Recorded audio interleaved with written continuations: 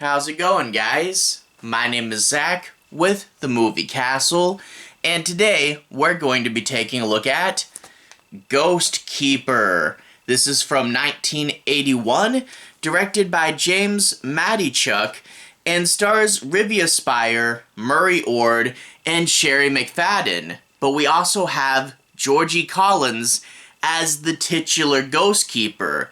And this may sound like kind of a weird thing to say, but I really am glad a movie called Ghostkeeper actually does have a legitimate Ghostkeeper character. You'd be surprised at how many movies wouldn't do that. But anyway, I found this movie in my local used media store, and I hadn't heard much about it. I think I recognized the title, but I didn't really know what it was about. But I saw it there, it was only $5, and it was put out by Code Red, who's put out a few really cool things as well. So I thought, why not grab it up, check it out, and it turned out to be pretty good. This is a micro-budget Canadian film that, it really did work within its limitations in order to give us a super good atmospheric horror film. If you guys like that chill winter atmosphere, you're gonna like this. It's chill in both senses of the word.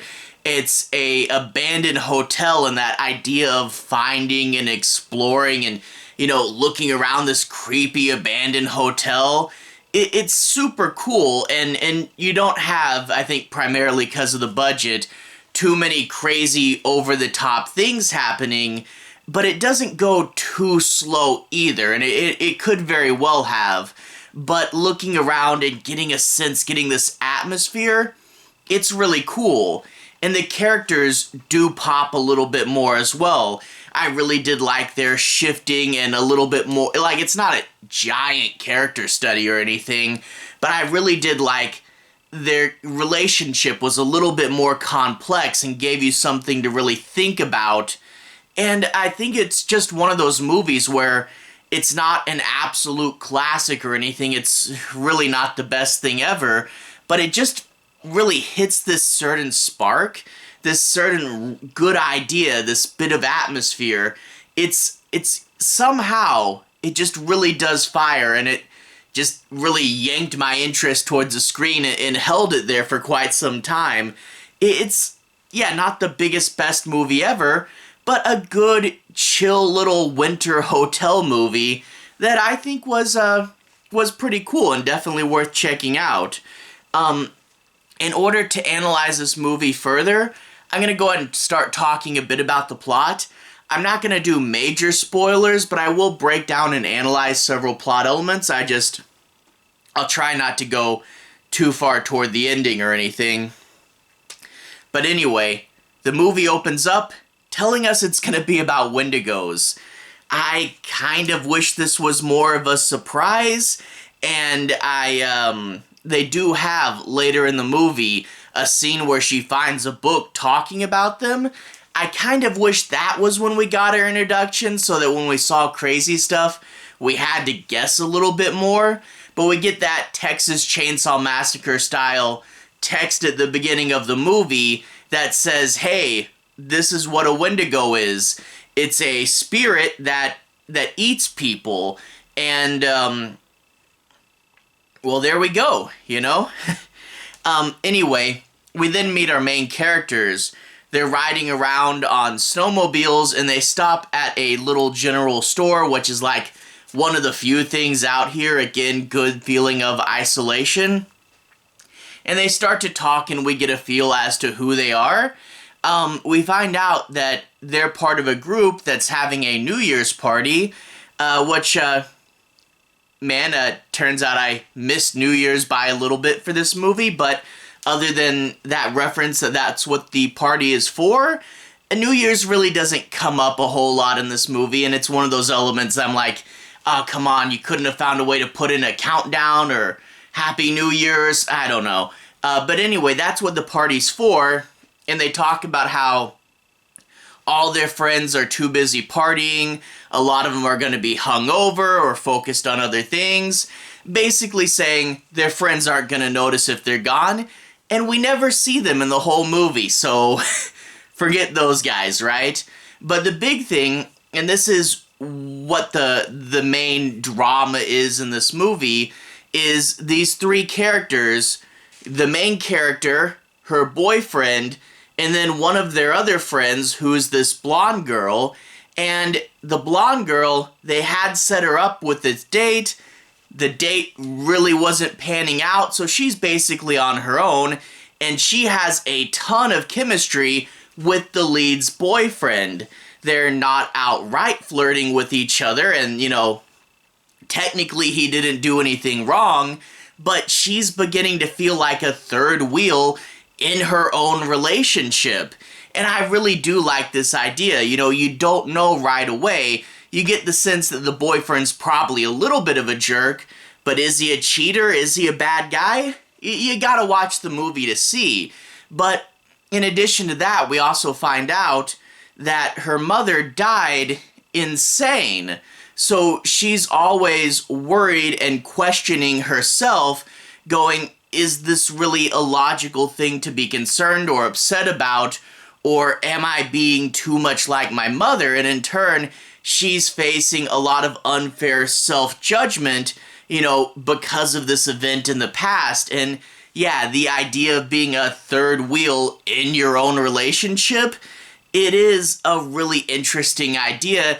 And again, these characters, they're not like, it's not a full-blown 360 character development story, but it is, they do pop a little bit more. They're a little bit more 3D than normal, and you do really want to wonder, you know, is it going to turn out okay for our lead here? So, a good fair bit of character work.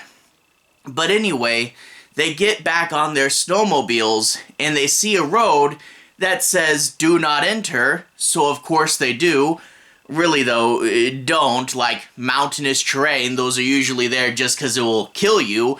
But here it's hiding an abandoned hotel, which is a really cool thought. They of course get off their snowmobiles and begin to explore. And actually, because this was a low budget movie, they just left the hotel as it was. It's a hotel they had permission to shoot in during the off season when it was too snowy to use. Almost like The Shining in real life. But yeah, no, it's just this real good, thick, atmospheric hotel in the fact that it's empty. And yeah, no, it is a little bit more like a cozier version of the hotel from The Shining because, you know, it is still trying to be appealing. But yeah, big empty rooms, long, dark hallways, exploring, are you really alone? It's got just a ton of abandoned building atmosphere, and it's just really cool, even though, again, not much happens, just to watch them explore this hotel. You know, maybe it's just me getting way too into it, but whatever. Naturally, of course, they come back, one of their snowmobiles won't start, and looks like a big storm's a-coming, time to hunker down for the night, but are you alone? Eventually they will meet this old woman character, and I don't want to say too much about what she does, but she is a very, very good actress here. Does a good job of, you know, being creepy when called for, and there's this scene at the end, I won't spoil it, but the whole I'm just a mother speech that she gives at the end is absolutely great. She's a great addition to this. But of course, I mean, the opening of this movie already said it. We will have a Wendigo in this movie, and he's really cool. He lives in this, like, cell that they've kind of made out of ice blocks for him. He's cool, but very, very underutilized. Again, large part for that budget there. But it is kind of cool that they played him a little low-key, and it wasn't just crazy monsters running around. And that's sort of the thing, is part of me wishes that there was a little bit more, you know? If there were a couple more friends instead of just the three, you could have had some kills that were really cool. Or, well, you know, it's the Wendigo. He doesn't really do too many crazy ghost things. I do kind of wish that there was a few more haunted and spooky direct sequences other than just the atmosphere. So I do kind of wish it went a little bit farther. Again, I know that if you go too far, you risk losing that chill atmosphere and you become too cheesy. But I do wish, this just one of the things is I wish there was just a couple more sequences. And yeah, I don't know.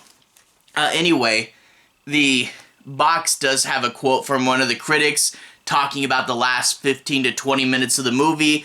Again, no major spoilers, but I do want to say, yeah, it does end pretty well. It finds a way to stay low-key, but still have this interesting idea that comes up in the end, and I think it all wraps up really fun. So, again, it is quite the slow burn, and don't expect too much craziness, but if you need something with that wintry atmosphere, I can definitely recommend it.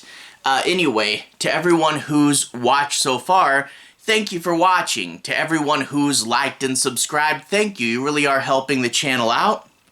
I'll leave a relevant playlist on the bottom.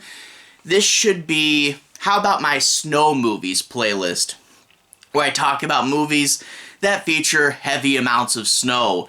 Anyway, have a good day. I'll see you guys again very, very soon. Relevant playlist on the bottom. Have a good day now.